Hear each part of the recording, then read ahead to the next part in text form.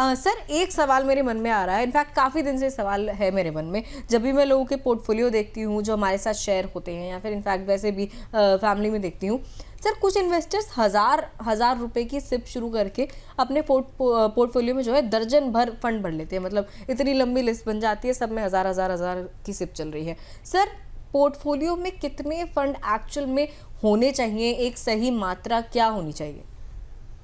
देखिए, आप जो अमाउंट निवेश करने के प्लान कर रहे हो वो पहले अमाउंट क्या है वो सोचनी जरूरी है। अगर एग्जाम्पल के तौर पे देखूं मैं यहाँ पे, अगर आप 10,000 इन्वेस्ट करना चाहते हो तो 2 से 3 फंड काफी है।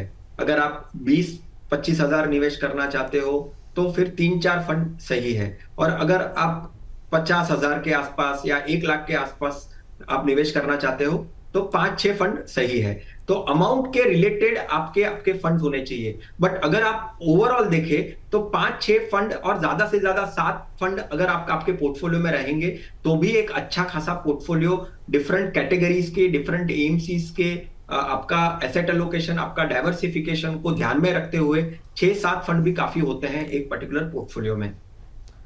जी। ठीक है सर। चलिए सर, आज की जो हमारी चर्चा है, जो डिस्कशन है, लगभग एंड पर आ चुका है। सर एक बार मैं अपनी व्यूअर्स के लिए सम अप कर दूं कि आज हमने 4 से 5 के सिप के टिप में क्या कुछ आपसे सीखा है, आपसे समझा है। डायरेक्ट वर्सेस रेगुलर प्लान की हम बात कर रहे थे, इसमें क्या कुछ की पॉइंट्स हैं जो आपकी तरफ से मिले हैं। बहुत सारे दर्शक ऐसे होते हैं जो देर से जुड़ते हैं तो काफ़ी कुछ वो मिस भी कर देते हैं। सर अगर मैं कहीं कुछ गलत बोल दूँ तो आप प्लीज़ मुझे करेक्ट कर दीजिएगा। सबसे पहली चीज़ ये थी कि मार्केट की समझ जिन लोगों को नहीं है वो अक्सर अपने जो डायरेक्ट प्लान है, जो सिप उनकी चल रही है डायरेक्ट प्लान के थ्रू, उसे बंद करा देते हैं। तो वो आपको नहीं कराना है। अपने फाइनेंशियल एडवाइज़र की मदद लीजिए, फाइनेंशियल एडवाइज़र खोजिए, उनके पास जाइए, वो आपको एक बेहतर सलाह देंगे। मार्केट की उतार चढ़ाव जो है उससे घबरा कर आपको कुछ भी फैसला नहीं लेना है। इसके अलावा इक्विटी में अगर आपकी सिप चल रही है तो लॉन्ग टर्म का नज़रिया रखिए। डेट में आप फिर भी एक बार को शॉर्ट टर्म के लिए निवेश कर सकते हैं, लेकिन इक्विटी में अगर आपने निवेश किया है तो लॉन्ग टर्म का नज़रिया रखिए। अगर गोल कंप्लीट हो गया है आपका या फिर गोल बदल गया है, सिर्फ तब ही एग्जिट का फैसला लीजिए। और उससे पहले भी हम बार बार कह रहे हैं कि अपने फाइनेंशियल एडवाइज़र की एक बार एडवाइस ज़रूर ले लीजिए। साथ ही सोशल मीडिया पर डिपेंड नहीं रहना है। जो बहुत तरीके के रील्स आते हैं, कंटेंट आते हैं फाइनेंशियल चीज़ों को लेकर, उसके थ्रू आपको अपने फैसले नहीं लेने हैं, क्योंकि पैसा आपका है, गोल आपका है। तो आपको अपने एडवाइज़र के थ्रू ही जो भी फैसला लेना है। इसके अलावा पोर्टफोलियो रिव्यू का भी सर ने बताया कि 6 से 12 महीने में आप अपना पोर्टफोलियो जो है रिव्यू कर सकते हैं, आपके लिए अच्छा रहेगा।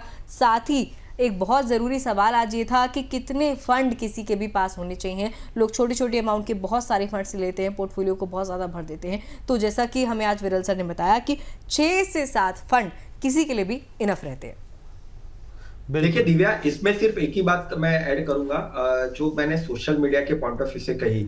देखिए, जब भी कोई भी चीज रील आती है, वो रील पॉइंट ऑफ व्यू से आपको सिर्फ उसका जो आइडिया है, आप जो इंफॉर्मेशन है उसको कंज्यूम करना है। मेरी फाइनेंशियल कंडीशन बहुत ही अलग हो सकती है और जो रील में जो बताया है वो अलग हो सकता है।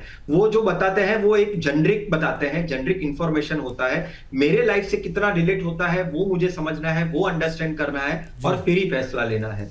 ठीक है सर। सर जाते जाते एक सवाल और है मेरा, बहुत ही नए निवेशकों के लिए है कि अगर किसी को सर 10,000 रुपये महीने की जो है सिप शुरू करनी है तो सर वो किस तरीके से कर सकता है? डायरेक्ट करे, रेगुलर करे, किस तरीके के फंड उसको चूज करने चाहिए? डेफिनेटली मैं तो यही कहूंगा कि आप कोई एक फाइनेंशियल एडवाइजर को मिलिए, एक्सपर्ट को मिलिए और उनसे आपके ओवरऑल फाइनेंशियल कंडीशंस क्या है, कंसर्न क्या है, क्वेरीज क्या है, कंफ्यूजन क्या है, वो आप एक बार कन्वे करिए और फिर वो आपको एक अच्छे से पोर्टफोलियो बनाएगा। डिफरेंट कैटेगरीज आपको बताएगा, फ्लेक्सी कैप में भी निवेश करना चाहिए, लार्ज एंड मिड कैप में भी निवेश करना चाहिए। आपका अगर टाइम टेन्योर क्या है, अगर आपका टाइम टेन्योर शॉर्टर ड्यूरेशन का है, मीडियम ड्यूरेशन का है, तो आपको वो हाइब्रिड भी सजेस्ट करेंगे। तो एक पोर्टफोलियो मिक्स जो होना चाहिए वो डाइवर्सिफिकेशन को देखकर, एसेट एलोकेशन को देखकर आपको अच्छे से सुझाव देगा और फिर तरह से आपकी जो 10,000 की एसआईपी है वो या 2 या 3 फंड में ज्यादा से ज्यादा बाइफरकेट करके आपको एक अच्छा सा पोर्टफोलियो, अच्छे डिफरेंट कैटेगरीज के फंड देकर आप बना सकते हैं।